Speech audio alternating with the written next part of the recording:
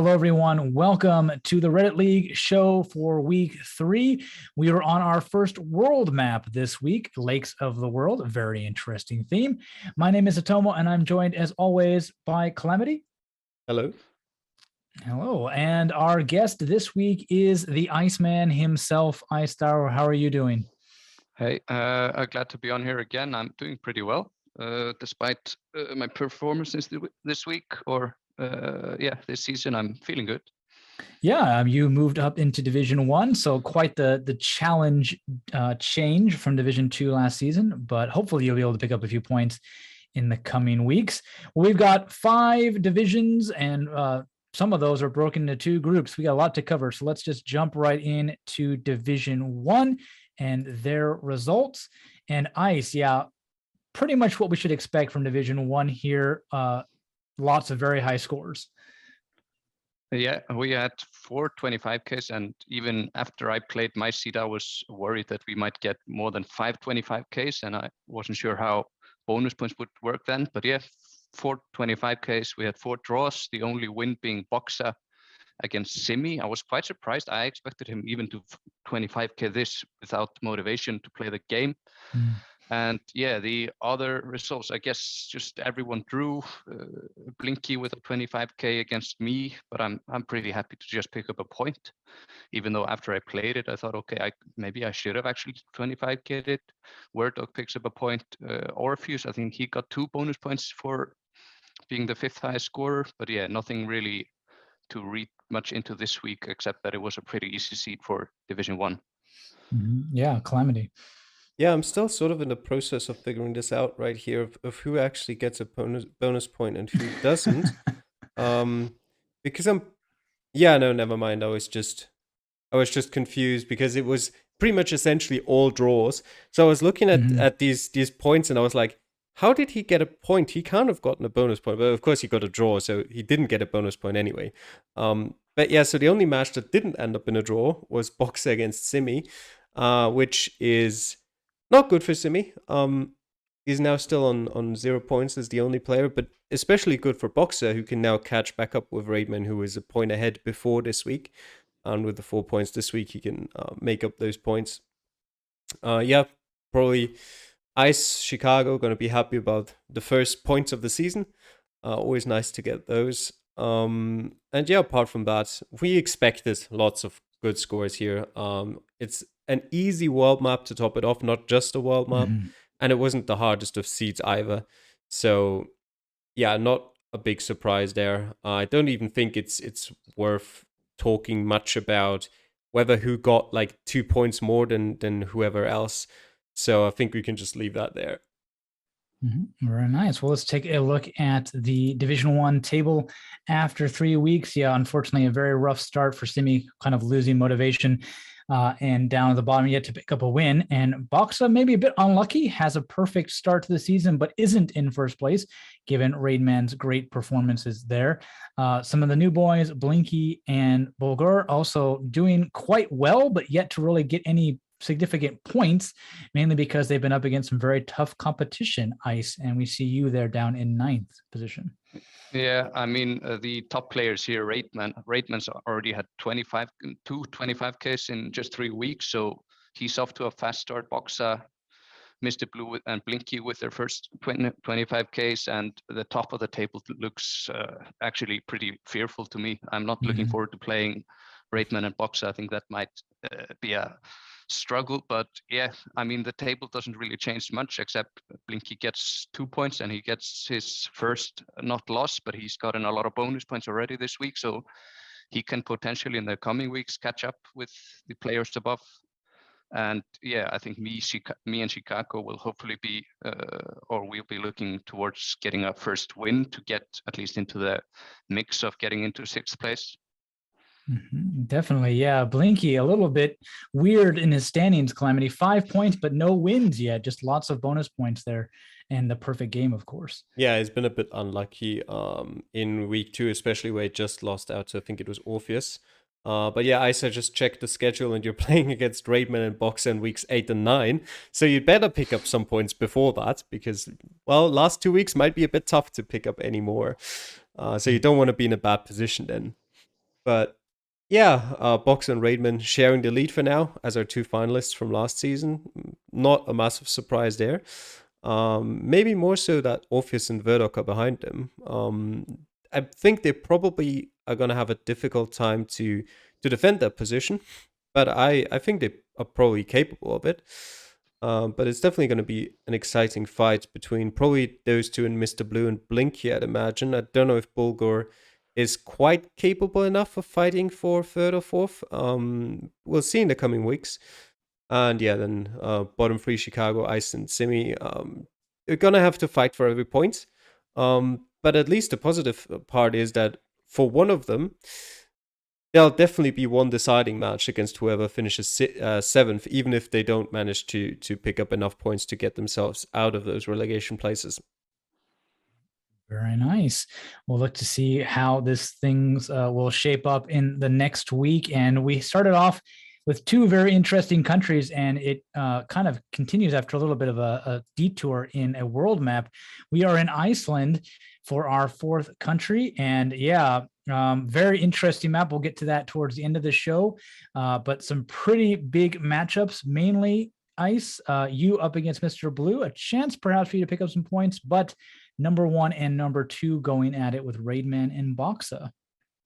Yeah, this is probably the best map for me to actually have a chance against Mr. Blue. Although I have beat him in once on a world map, so he can't be beaten. But he's definitely very good, and I wouldn't some of the players here. I wouldn't be surprised if they do very well on Iceland.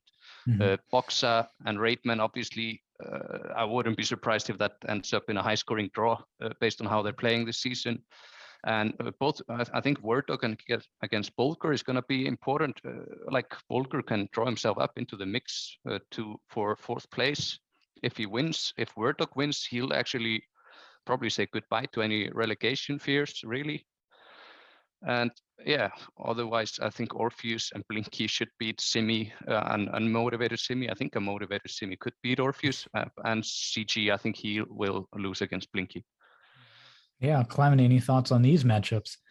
Yeah, a lot of them very interesting. Already mentioned Raidman and Boxer, of course, but I kind of have the feeling that those two are going to be in the top four again anyway, no matter what happens here. But of course, kind of looking at a potential final in the future, you kind of want to get off on a good start here and kind of maybe get in the head of your opponent if you win here. Yeah, Mr. Blue against Ice, definitely with Ice's home advantage here. Could be very, very close. Mr. Blue in Iceland, I'm not really sure how well he'll do here because Iceland is not really that diverse in terms of landscape. You still kind of can tell which area you are in generally if you're on the one, just based on where the coast is. But so most of the information you get from Iceland is from signs, and sometimes you have to travel quite far to get to those. So yeah, this is definitely an interesting matchup. I could definitely see Mr. Blue losing against Ice here too. Bulgur against Verdok, as Ice already mentioned, it's going to be a very interesting one. If Bulgur wins, he's definitely still in for a shout at maybe that third or fourth place. If he loses, probably already almost decided that he won't be fighting in that and will kind of have to more so look at staying in Division 1. And yeah, as we said, Orpheus and Blinky should win their games against Simi and Chicago. But you never really know. Iceland can lend itself to being very pinpoint heavy. Yeah. So even without having practiced too much, you can still pull off a win if you're just maybe slightly more lucky and maybe just a bit better at pinpointing. Indeed. Well, looking forward to those matchups, and good luck to you, Ice, in your home country. Thank you. Division 2 was probably, we could probably title this one the week of luck, both good and bad. We had the two highest scores, Calamity, you and Pluki, going at it, unfortunately for both of you, as well as two yellow cards showing up in this division. Yeah, Pastek just forgot to play. Kind of excusable for a newcomer. I mean, obviously not excusable to the point that he wouldn't get a yellow card, but at least somewhat understandable. Tesk attack, I feel like. I mean, I might not be completely right, but I feel like he's also in the past just sort of had these random weeks where he just wouldn't play once and you not hear anything about him. So we'll see. He's done it relatively early on this season in week 3. He did it in week 1 last season. Yeah, I mean, as long as he doesn't do it again, it's fine, I guess. And Patriots will be happy about the 3 points because with that score, he probably wouldn't have gotten any otherwise. And yeah, I had a pretty good game against Pluki, but of course he with the perfect score, even better. And it was the highest scoring match of the week across all divisions. Guelo is continuing his strong form as well with a win against Clyde there, which just pulls the table closer together again. Shumi probably didn't need the yellow card for Pastek as badly as Patriots needed it. 24,995, pretty good score from him. He'd rather probably would have taken a free win in a different week. And yeah, Schludi with a win against Max. Max still being sort of inconsistent. And I think, yeah, that's his gonna be his main problem going forward. I think he's good enough to avoid relegation, but I don't see him as a real candidate for promotion this season either. Yeah, the other one, Tall against In the Basement at the top of the table, goes to Basement. I don't want to say dominant, it was just 180 points, but I think, if I remember correctly, that was over multiple rounds and not just one mistake by Tall. But let me look that up again quickly. There is the map. Where's Tall? Well, it was mostly one round. He dropped 1 point in another round too. But yeah, Basement winning that one's going to be very important for him. Gets him in a great position. Yeah, indeed. Ice, any thoughts on your former colleagues here in Division 2? Yeah, I've been impressed with Wilo with starts because he struggled a bit last season, but he managed to stay up, winning the relegation playoffs. So he seems to have improved between the seasons and is ready to put himself into a promotion fight. And then I think this is a bit of an expensive loss against Tall Impala since it's against a direct competitor. But he still has, I think, the other 3 players in the promotion playoff currently to play. So he definitely has time to catch up, but he has to be more careful from now on. Yeah, definitely. Let's take a look at the Division 2 table and how it's shaping up. In the Basement with a dream start to the season at 3-0, sits beautifully at the top of the table with 9 points. Calamity only 1 point behind. Guevo another point behind that. And then it's pretty tight in the middle there, Calamity, as we can see everybody moving around this week. Yeah, a lot of people there with 2 wins and 1 loss, and then there's Pluki who gets the bonus point from the perfect game. And in Division 2, I think, even more so than in Division 1, 1 perfect game can already be a pretty significant advantage for the tiebreaker scenarios. Because looking at the rest of our maps this season, there's, apart from Singapore, where probably we'll see a lot of 25Ks as well, there's not really a standout map where you say it's likely that we'll see a lot of perfect scores, unless we get a really lucky seed in Saskatchewan, I guess, that doesn't have very many long roads, which I am counting on probably that we'll get that. Yeah, that 1 perfect game could be a real advantage for him. And yeah, apart from that, the 2 yellow carded players, unfortunately for them, they were both players who hadn't picked up a point yet either so far this season, so the yellow cards certainly don't help them. They definitely do help Patriots, though, who now gets his first 3 points and leaves the direct relegation zone. Yeah, Ice. Yeah, we are seeing, I think, the 3 promoter players, Shumi, Max, and Patriots, finding it tougher in this division, which has been a theme throughout the seasons. I think it's only me and Calamity who have really not faced any relegation fears out of promoter players before. And then the top of the table, for me, it's impossible to predict. The top 7, I can see all of them winning the league at this point still. But yeah, I'm just going to hope that Teskodak and Pastaki play next week, because we wouldn't really want the red card to ruin the fun here.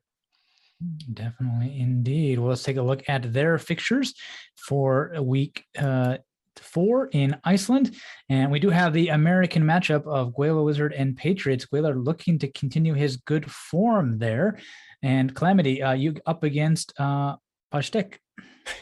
Yeah, there's a lot of top against bottom in this division this week. You've got Basement against Max, first against ninth. Then you've got me against Pastekis, second against 12. Guelo against Patriots is third against 10th. And I do think in a lot of those cases, the higher placed players are the favorites. I'm not 100% sure about Basement against Max, because as I've said previously, Max pretty inconsistent, but on his day, I'm pretty sure he can beat Basement. And I think Basement so far has mostly been good because of consistency, rather than putting up really any that impressive scores himself. He's just consistently had decent scores. And if Max really pulls one out of the back here, I can definitely see him win against Basement. I think Pluki against Clyde could be a very interesting one. They're relatively close to each other in the table, both on 6 points so far. I think that could have pretty big implications going forward. I think whoever wins this is even more so in the promotion fight than they already were beforehand. And the loser will have to pick up some more points in the next weeks to make up for that. Apart from that, Schluti probably the favorite against Tesk Attack, Guelo probably the favorite against Patriots, and Tall might be the favorite against Shumi. Shumi did have a very good world map last week, but he struggled in Japan and Guatemala, I think, and therefore I'm not sure how well he'll do on a next country map here in Iceland. Yeah, Ice. How do you feel like these people will do in your home country? I think since Iceland, it doesn't really lend itself to a lot of practice. You can play 2 rounds and they will be as good as the round or game 9 and 10 you play in the country, because you will almost always get information. So like, I know that Tal Impala likes to practice so much, but that might not matter against Shumi.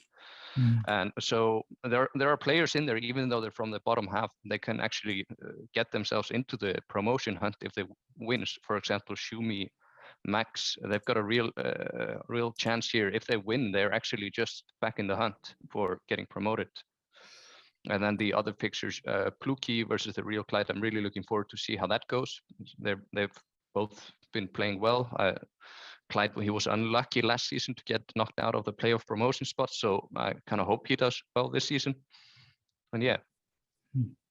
Yeah, definitely. Very interesting. This is only week 4, so nothing's quite written in stone yet.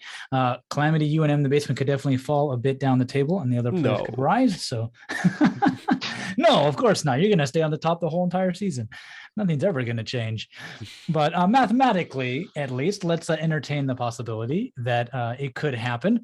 So if your players, your favorite players, are still kind of not doing too well this season, don't give up on them quite yet, as we will shift over then to Division 3 and their results in the world map. And Ice, this is probably one of the interesting ones. No draws in this division for the first time, and Freckles, again, another perfect game. Yeah, Freckles with a very impressive score, 25k. I don't really remember the seed, but it's impressive nevertheless. 25k always is. Radox with a pretty tough loss against a promotion rival. He would have wanted to do win this game, but Ortboga had a really good game, so he can't really blame himself there. And then the other one, Hugo, he gets another bonus point, but he's still it's the same tempo as last season. He's struggling to get wins. He's getting a lot of bonus points, but those don't count as much. And Closed finally gets a win this season in a pretty low-scoring game against Benica. So that's those 3 points. If it's a low-scoring win, those are usually my favorite wins. If I don't do well enough, but I still get the 3 points, that's very good. That's good to build on. Calamity. Overall, a bit lower in the scores as we've seen in the first 2 divisions, but still pretty good overall. Yeah, this seed was mostly decided by one round, which was in the far north of Brazil. Pretty much all of the other rounds were fairly easy. There was one round in Bangladesh, but even that one was, for Bangladesh standards, a very easy round. And that's why you also see kind of a big difference there in points compared to the other divisions, because the Brazilian round, especially if you walked in one direction, I don't remember which one it was anymore, had no information whatsoever. Even for the other direction, I think you had to travel quite a bit to get to something. Mhm. And yeah, great score again from Freckles. I mean, kind of expected on a world map from him to pull out the win there. Yeah, Close can be happy about his first win. Hugo, as you said, a bonus point, but it's gonna be difficult to stay up in Division 3 without winning any games. It might be possible, but might be a bit of a struggle.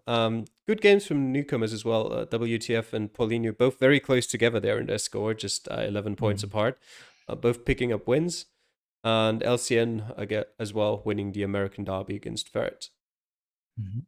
Very nice indeed. Well, the table is shaping up quite nicely. Yeah, Ranox did lose his match, but still keeps his top 3 places. Freckles and Orbuka, strong challengers, 3-point gap already at towards the top of the table for them. Yeah, and not a very good start to the season for Hugo or Skydiving Ferret. No wins. Hugo does have those bonus points though, but it hasn't been quite the season they've been hoping for at all. Ice. Yeah, no, they haven't. Hugo and skydiving, they'll definitely want to pick up wins soon, so they don't fall too far behind 8th place and can get themselves out of trouble without facing the risk of the playoffs. The other players, Freckles, he's starting so quickly this season. He's looking like he might be ready to get promoted finally back to Division 2. He's been in Division 3. I think he's way too good to actually be there, but he might not have the time to practice every week as much as other players. And then Radox, I hope he does well. I enjoy his content on YouTube, and it's fun to play him. So I hope I can play him in Division 2 if that happens next season. Yeah, otherwise, Paulinho and WTF, it's good that the new players are finding life possible, because it's a strong division, actually. Yeah, Calamity, you can definitely see that Closed and Berryfisher Bear, plenty of aces, especially after a world map, but still struggling to find really any wins here for them. Yeah, Close has been rather unlucky, and you can see that on his bonus points as well. Whereas Barry, only one win, the 2 losses without any bonus points, so his aces don't really count for much there. But it also shows you that most of the time it's one round that he's messing up, and it could turn around at any point. Whereas around them, you see a lot of pretty low aces, with pretty much 4 being the next one in line, already pretty far behind, and obviously Freckles above them all. I already think it's not unlikely that those top 2 will just stay that way until the end of the season. But I think behind that, it's still very close, and really anyone out of like almost anyone actually could still fight for those 2 places, and a lot can still happen there. Definitely looking forward to see how this division shapes up in the future, and hopefully some of our good friends in Hugo and Skydiving can pick up a point in their next matchups in Iceland. As we take a look at those, LCN does have another American Derby against Bearfishy Bear. Yeah, and Hugo and Skydiving Fair are against each other, Ice. So one of them will pick up some points. Well, or both, Yeah, maybe, if they draw. Yeah, absolutely. So. At least one of them will. I'm going to predict that Hugo gets a bonus point, but Skydiving gets the win. So Hugo keeps on stacking up bonus points. And then Radox, I'm excited to see Radox against WTF, because WTF has been doing good. I've seen him in a lot of challenges before, and I know he's a pretty good player. Barry and Closed, Barry against LCN in another American Derby. I feel like we're having them in every division, but yeah, they're gonna. I'm excited to see how they do, since they're both new to the division. And then Closed, he got a win last week, a low-scoring win, so that's probably gonna motivate him to beat Ordboka. I hope so, and open up the division a lot more. Very nice. Yeah, Calamity. Yeah, Radox, we say it every week, hates pinpointing. Iceland is pretty much nothing but pinpointing. So he's in for a rough one there. I think he needs to hope that WTF completely misses one of the rounds and just doesn't find the information. Otherwise, if it just comes down to pinpointing, I don't really see much hope for Radox there. Apart from that, yeah, Hugo against Ferret. I do think Hugo is the favorite for that one. But it kind of depends a lot, as we already mentioned. Which way do you go? Which signs do you find? Which signs do you miss? And I think Hugo is just on Geoguessr skills slightly above Ferret. So I have no idea how much they'll both practice for Iceland or how good they are in it, considering they're both Americans. I'm assuming they don't know too much about Iceland, but yeah, that's why I'd say Hugo's probably the slight favorite there. And yeah, closed against Otboka could be interesting, definitely. Closed so far, he's played very well twice and has lost, and then he's played average at best and he's won. So kind of getting mixed signals there from the competition. Maybe he should just try playing badly and then he'll win.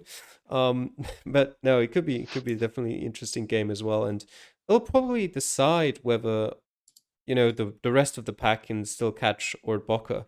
Because if he wins this one as well, then it'll really get difficult to catch him. And Freckles against Paulinho as well could be interesting. Paulinho probably, well, against the best player in the division here. And I don't know yet how good he is at pinpointing either. Aces say he's probably not too amazing at it. So it might be a tough week for him too. Mm-hmm. Indeed. Well, let's shift down into Division 4 and 5 with their two groups apiece, starting with Division 4A. And it was basically Derby week here. Calamity, definitely the French Derby living up to expectations. A perfect game from Hexalt and a very nice score from Hidekmi to keep pace with him.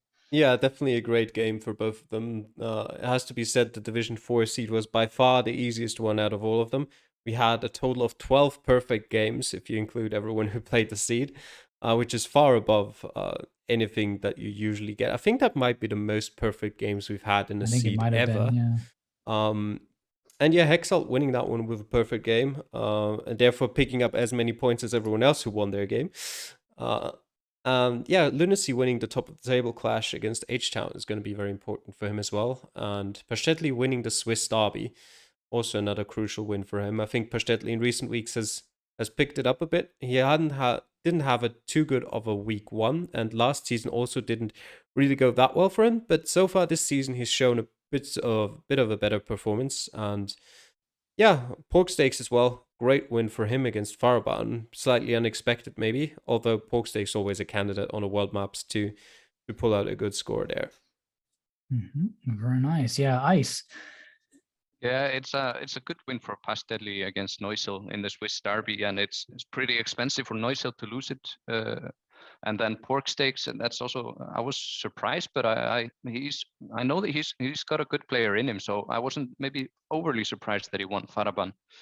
And the other ones, yeah, impressed with Lunacy and Hexalt getting 25k or close to 25k. I don't think I 25k that seed myself, so I'm not one of those 12 players, but a 25k in my mind is always impressive, no matter what the seed is. Yeah, definitely. And not the easiest thing to do, especially when these players are playing with a time limit, 4.5 minutes for Division 4 for them. Well, all this means there's quite a bit of shuffling towards the top of the table. The bottom three stay the same, unfortunately, despite Pork Steaks picking up a very nice win for them. Lunacy, Hexalt, and H-Town all at the top of the table, and a little bit of a shuffle. That's about it. But yeah, Lunacy, perfect score, perfect start to the season so far, Calamity. Yeah, he's got the lead to himself now with the win against H-Town. But Hexalt is right on his heels. I think at this point it might be those two who fight it out for the direct promotion spots. Compared to Divisions 2 and 3, Divisions 4, 5, and 1 are a bit shorter, only have 9 weeks, so we're already closing in towards the halfway point. We're at 1/3 now. And behind them, a great win, of course, for Pashtetli there, who's now also entered a positive score difference. And I think he's not really a candidate for promotion just yet this season. But with that win, he's kind of at least got himself a bit of distance towards the relegation places. And yeah, I think the Frenchmen, Hedegmi, Nakiro, and Faraban, just struggling a bit with getting those really high scores consistently. They show it week in, week out that they can, if they get a good game. But then every other game is kind of like a slight mistake here, a slight mistake there, and they just drop a few points. I don't think any of them have really lost any games badly, but they just end up slightly on the losing side. And yeah, as you can see there as well, for Solar Sensi and Pork Steaks, those two were absolutely crucial wins for them to keep up with the rest of sort of the mid-table. Yeah, unfortunately, Neusel Ice is way down at the bottom, 4 points adrift. He's got a lot. Oh, he's got a huge mountain to climb. He's got a Swiss mountain to climb. We can put it that way, to get back into the contention to get out of the relegation spots. Yeah, absolutely. It's when you're more than one win away, it does look tough for you to get out of there. But then if you pick up that win, and then like your fortunes might change, and he has a chance for sure. But yeah, I think Lunacy and Hexelt have improved me, and I agree with Calamity that I do think that they are the strongest player. And then I would predict that one of the French players there will join them in the top 3 at least. Very nice. Well, let's see how their fixtures shape up in Iceland. We have plenty of Frenchmen in this one, so that means another French derby with Nakuro and Hidekmi. For that one, Calamity, any thoughts on how this one might come out? Yeah, that's an interesting one. I do think Nakuro on a country map is a bit of a better player than Hidekmi, but it could be very close. Iceland is very different from the country maps we've had so far in Japan and Guatemala, where you kind of had to have a lot of knowledge about the country to do really well. So I think it might not have all that much to do with your general skills on a country map. It might actually play very differently, yeah. So I can't predict this one too well. Definitely the most exciting game here though is Lunacy against Hexalt. And if Lunacy wins this one, I think he's already almost guaranteed to get promoted out of that one. I mean, of course, he'll not even the halfway point at that stage, but he'd then be at least at least 3 points ahead. But against players that I don't see as such strong opponents. So definitely a very crucial game for him, as well as for Hexalt, of course, on the other side to keep up with Lunacy, because as we all know, getting promoted out of Division 1 is very difficult, and only one guaranteed spot in each of the divisions. So you'd want to have that one spot if possible. And yeah, for Pashtetli, after 2 good wins, he'll now have a pretty tough challenge in Faraban, who I think is probably the 3rd best player in the division, actually, in my opinion, which the ace statistics do seem to support. But he's just had a bit of an unlucky time so far, and he'll need a win there against Pashtetli as well, while also Pork Steaks against Solar Sensei, the American derby there, is going to be a crucial game for both of them as they'll try to leave those relegation spots. Oh, definitely. Yeah. Ice, Nakuro and Hideki both losing out in the promotion semifinal last season in Division 4. So definitely very strong competitors. Give us a good French derby here. Yeah, I'm expecting a good game from them, and I think this match, like Calamity pointed out before, it's basically going to come down to who likes pinpointing. And I believe I've seen Nakiro 25k a lot of challenges before on the world map, so I do think that he has it in him. So I'm gonna go out on a limb and predict that he catches up into the promotion playoff hunt and leaves Hidekmi a little bit behind. Nice. Well, the other half of Division 4, Division 4B, and we saw 2 perfect games here. Ice, again, a very easy seed and a pretty good scores as well for the rest of the field. Yeah, congratulations to you, Zotomo. With it's probably your first 25k in the Reddit League. So yeah, that in Reddit League, yes, yeah. Thank you. That must have felt nice. And then Tyconic is also 25k, but only getting 3 points for it. So you get the most points this week. The other games, I've been a little bit disappointed with Soviet Spy, because I know that he's a very good player. I wouldn't say that he's much far behind me, but he's struggling a little bit in the Reddit League this season. So I do think that he should grow into the season once he gets more accustomed to playing these country maps. And then Wakolok, who he's been promoted from this division before, he gets his first victory. And yeah, Jake Lyons may be struggling a little bit still after getting promoted last season. Yeah, very nice. Yeah, Calamity, 2 very close games that didn't end in a tie. Unfortunate for Soviet Spy and Jay Lyons there. Yeah, I think I said this once before, but from what I've seen from Soviet mostly in the past, it was all kind of no moving games. So I just don't know. He might have a bit more trouble in the moving games or getting accustomed to playing those more, which might play into his so far relatively disappointing start to the season. But Edward will definitely take the points. He's had another solid performance there. Kind of a bit of the surprise package of the season. Didn't really think too highly of him at the start, considering his performances last season, but so far he's been doing okay and has been putting up some good numbers. And Steal the Snake, of course, he was kind of, for most of last season, he was the main favorite of getting out of Division 4 and getting that automatic promotion spot, and kind of dropped off a bit at the end. And so far this season, he's up there again. And we'll probably jinx him again and he'll fall off again, but we'll Yeah. see. And yeah, great win for Wakelok. There is own score not too impressive, the second lowest of the division, but Poont Noob just, I think it was, I don't even remember which round it was. But yeah, he just completely botched one of the rounds. And Yeah, I in think a he seed, told me. yeah, in a seed as easy as this one, you just can't afford to do that. And yeah, no points for him this week. Mhm. Yeah, he just said, yeah, pretty much one bad round, and oops, there goes everything. Kind of know how he feels. That was my Guatemala game, so we kind of switched places there for that one. Let's take a look at the table then for Division 4B. J Lions and Wakelock not really moving, but other than that, quite a bit of shuffling. Edward and myself jump up. Diesel loses a few points. Yeah, and Takanikis and Steal the Snake early on establishing their probably dominance for the rest of the season to come, Ice.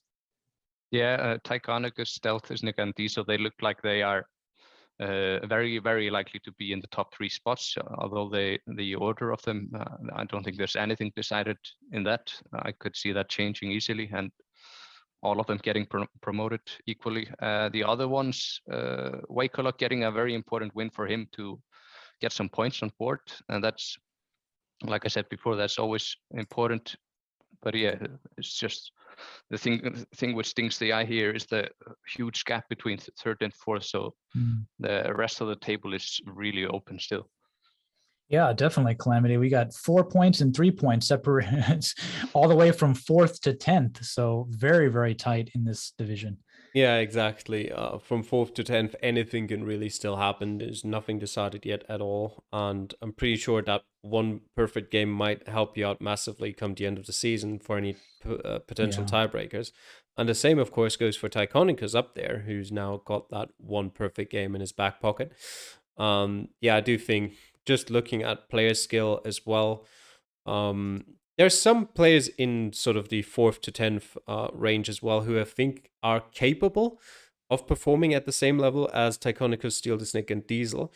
But just because they've already lost quite a few points and have created that big gap for themselves, I think it'll be very tough for anyone out of that group to still catch up to the 3 leaders here. Yeah, definitely. So this next coming week in Division 4B is going to be really important. Probably going to see a lot of shuffling in that table with everybody so close as we take a look at those fixtures. And yeah, fortunately, probably not for the rest of us, but for the top 3, they don't face each other this week. Tychonic is taking on Poont Noob, Diesel Edward, and Steal the Snake Soviet Ice. Yeah, they since they are playing players lower in the division, you'd expect them to win and increase the gap on the rest of them. But for you, Zotomo against Wakolok, and then J Lions against Theos, those 4 players have a very good chance of, I think, getting themselves a little bit of a safe seat in the middle of the table, getting a little bit away from this crazy pack from 4th to 10th, and possibly eyeing out the top 3 players if they're lucky in some seats later on in the season. Yeah, Calamity.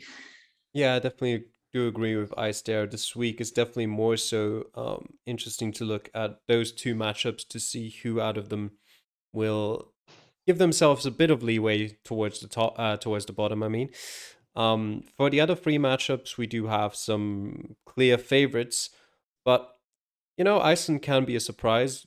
Just take the wrong way once. Just have one bad pinpoint in there, and even someone who's not really a favorite can suddenly turn up with a win there. So I think still, even if those 3 matches have a clear favorite, there could be a lot of tomfoolery. Very interesting. Well, I'll be look forward to see what will happen with them come next week. Let's shift over finally to Division 5 and their results. And no perfect games from this one, Calamity. And actually, we're getting into some kind of scores that were kind of maybe we should expect from Division 5. I hate to say that, but definitely some of the lowest scores of the week with the most time down here. Yeah, I'm not too surprised that we didn't see any perfect scores here. The seed was a bit more difficult than the Division 4 seed. Well, I say a bit more difficult. It had one round in Sri Lanka that was really annoying. But apart from that, yeah, Kiribati keeps winning. But what I found really funny about these results were how ridiculously close the top three results were together, with Ollie with 24,699, then Kiribati with 24,669, and Sepp Kierst with 24,662. You'd think normally if you get such close results, you're close to the 25k there, but a very interesting one here. And yeah, Sepp Kierst getting the win there against Niels just about. It's 122 points. 22 points more, and Niels would have gotten away with a draw there. Great win for Ollie as well. And pretty much everyone except for Niels, because he was playing against a player who had also won both of their first games. Everyone else who had won games 1 and 2 also won this week. Yeah, GRH with performances like this, I think he's almost guaranteed to be one of the ones who will get relegated. The others still keeping up. Geoguessr still not really coming through for me there. Another disappointing week for him. And yeah, the duel between the two newcomers in Sky Blue against Mr. Fish goes to Sky Blue. Yeah, definitely. Ice, yeah, winners keep on winning, and unfortunately, losers are not doing well, keep losing. Yeah, well, Sky Blue got his first win of the season, and the other ones, Ollie, yeah, it's basically exactly what Calamity said. It looks like the bottom, or Marcus Van and Mr. Fish and then GRH are gonna be in trouble this season. But yeah, the scores there, like they had a very tough round in Sri Lanka, which I imagine decided a lot of these matches. Yeah, definitely. Well, let's take a look at their table then. And yeah, 3 perfect starts to the season so far, and a very clear delineation between the top 5 and the bottom 5, 3 points separating them. So the pack already separating out here, Calamity. Yeah, it is pretty segmented. You've got the 3 at the top with 9 points, then you've got the 2 with 7 points, then you've got the 2 with 4 points, and then you've got the rest down there. And yeah, as I said before, I think with GRH has very little points on a world map too. I think his season is almost over. The fight at the top is looking very exciting though. Anyone out of those top 5 is still pretty much right next to each other, and one win or one loss could change up everything at the top there. Still not quite believing in Kiribati yet, but 1 or 2 more games like that, and he might get me around. I might have to, yes. But so far, I still think Sip, Kierst, and Ollie are my 2 favorites for promotion. Yeah, Ice. Yeah, I have to agree with that. I do think that Sepp Kierst and Ollie, I would also favor them to get first position, but Kiribati, he does seem to be able to put up very high scores as well as very low scores, so I wouldn't bet against him in a playoff matchup, because he can definitely beat those 2 guys as well. Yeah, and we got plenty of new players, and they haven't quite shown themselves in the first 4 weeks, but who knows? We could get something more coming up in the future here as we take a look at their fixtures. And yeah, Calamity, Ollie versus Sipperkist right there in Iceland. So. Yeah, that's going to be a very interesting one. I've mentioned it last week as well, how Sepp Kierst had some pretty big problems in pinpointing so far, and he finally got his first 2 aces on the world map last week. But with Iceland being as pinpoint heavy as it is, I do think Ollie has to be the favorite there. Yeah, sitting on 8 aces for him. Yeah, apart from that, I think Niels is probably the heavy favorite against GRH. Hayemini against Geoguessr, we'll see. Could be interesting. Geoguessr is going to have to start winning if he wants to get out of that sort of relegation playoff spot down there, because Herjemine is a direct competitor for those sort of midfield spots. Marcus Fenn against Sky Blue. For Marcus, already almost the last chance, as Sky Blue's up there with 4 points. If he wins, he's going to be 7 points ahead of Marcus, and Marcus is still down there with 0 points. At that point, I think it's almost too late to really mount a challenge to get himself out of those bottom 3.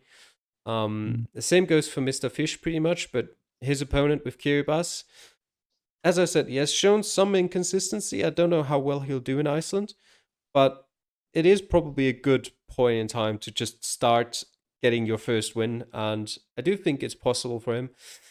And yeah, we'll see how it ends. Definitely. Yeah, Ice, any matchups here stand out to you? Yeah, Ollie against Sepkirs. I think that's the big match this week, and I do favor Ollie as well because of the pinpoint nature of the map. The other ones, maybe Herjimin against Joger. Herjimin can get into maybe contending with the top 3 spots with a win. Yeah, the other ones, like Calamity mentions, Kiribati, I think he will get the win, but Mr. Fish, he does need points on board at some point. And since he's got more 5Ks this season, he might be able to do it in Iceland. Very nice. Well, we look forward to those matches. We always love those top of the table matchups that are always great to watch. In Division 5B, we had, unfortunately, another yellow card. And of course, Clemens did have his kind of sort of bye week against that one-wheeled girl, Ice. Yeah, we had a very impressive 25K from Laban Greb, pinpointing in Sri Lanka. Even if you have 5 minutes, that is a good job. And the other ones, Vita Nova picking up did he pick up a card this week? I think so. Yeah, yes, he did. And yeah, I hope that he doesn't drop out as well, because that would 8 players in that division would be bad for the health of the division and the relegation playoffs. We remember Division 4A last year. That was quite a drop out there. And Sander, he gets a bonus point with a strong score against Danny Blunt, who I would have expected to win before the game. So the bonus point, that's a decent result. And then Vincenzo getting a win.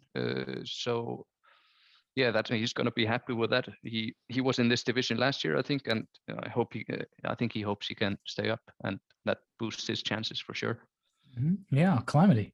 Yeah, the perfect score for Laban Greb. Definitely impressive there. I think Vita Nova played his game in Japan and was like, well, now I'm done. No, I don't know. I haven't heard anything from him.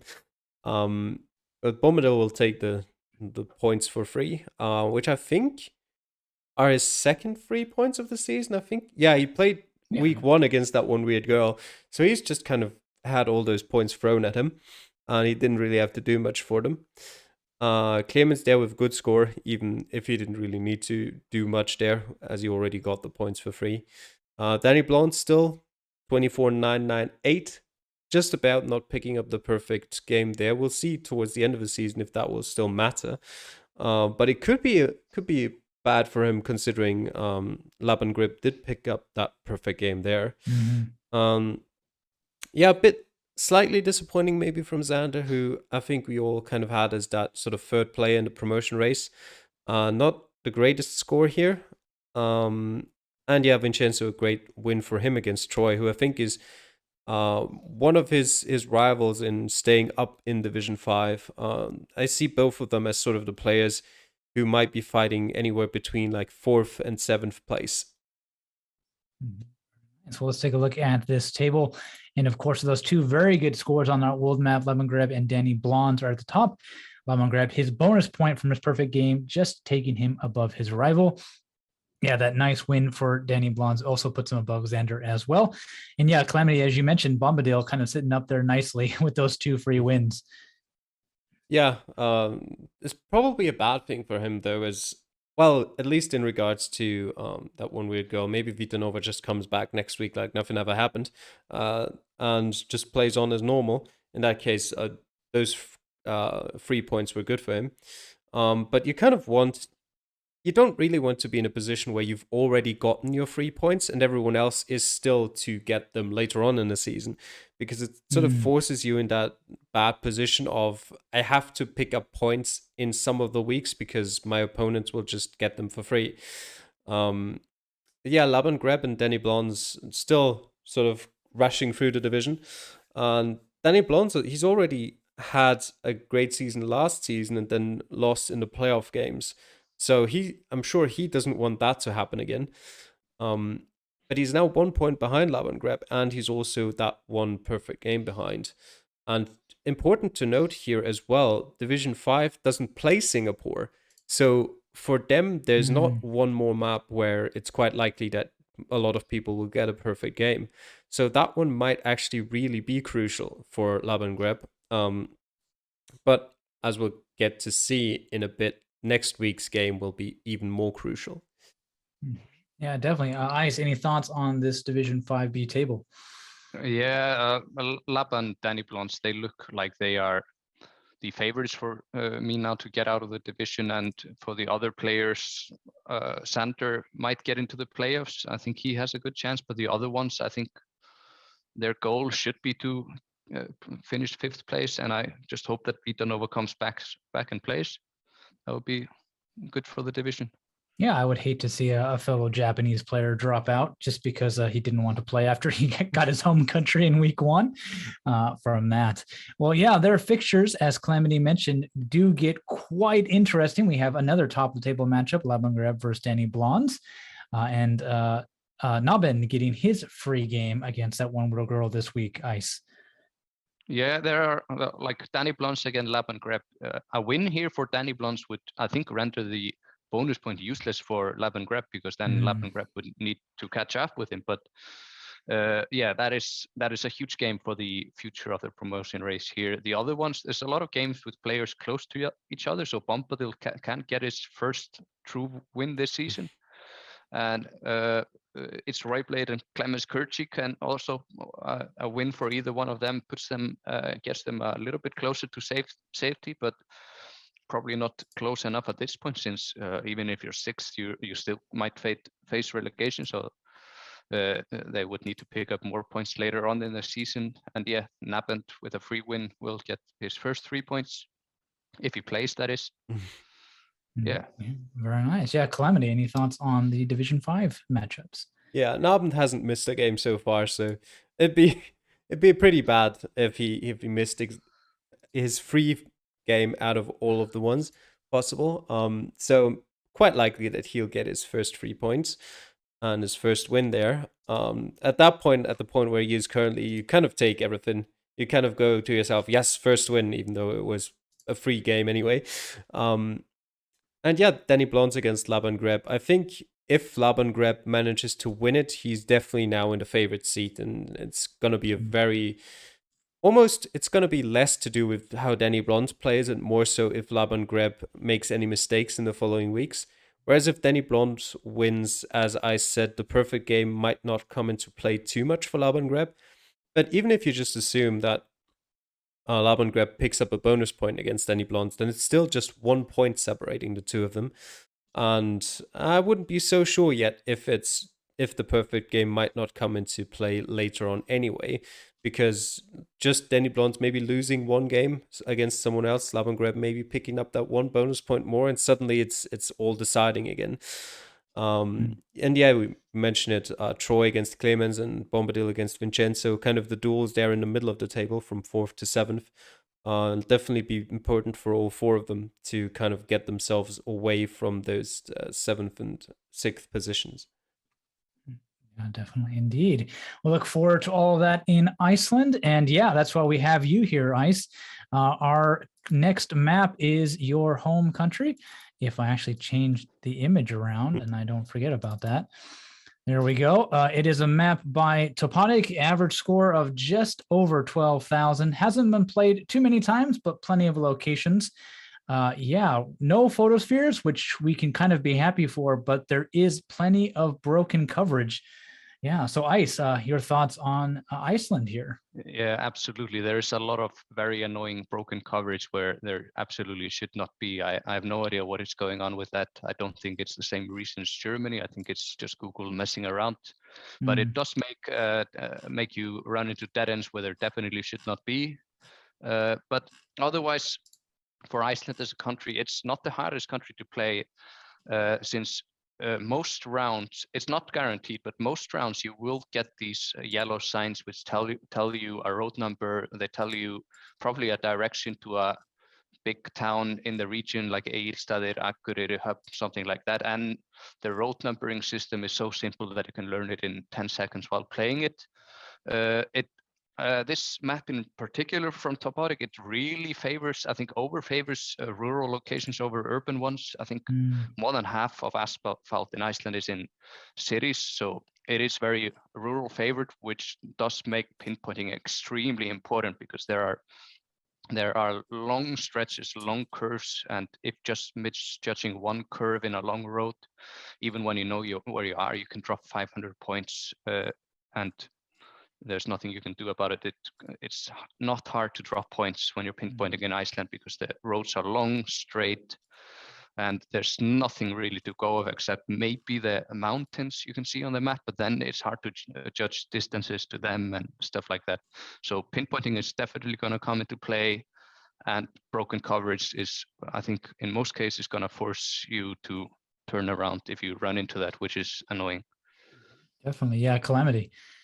Yeah, Google just doing stupid stuff and deleting some coverage. It's been a few weeks now and still nothing's fixed. I don't know what's going on there, but we just have to live with it now.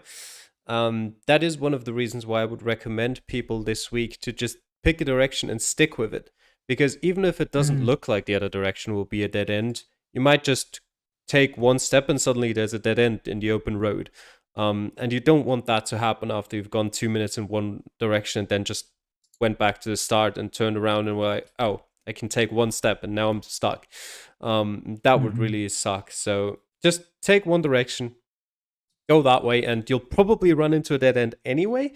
But at least then you can know you can turn around. You're not going to find more that way. And yeah, apart from that, I said a lot of things already. It is favoring rural locations because there's just not many cities, and no big cities except for Reykjavik in the first place. So it makes sense that a lot of it is relatively rural. He also said, yeah, the road numbering system, probably one of the best in the world in the way that it's ordered. You can pretty much almost guarantee that if you find a road number that's close to the road number you're looking for, your road number is definitely somewhere close by. It can sometimes be difficult. There are some roads that actually don't show you the road number.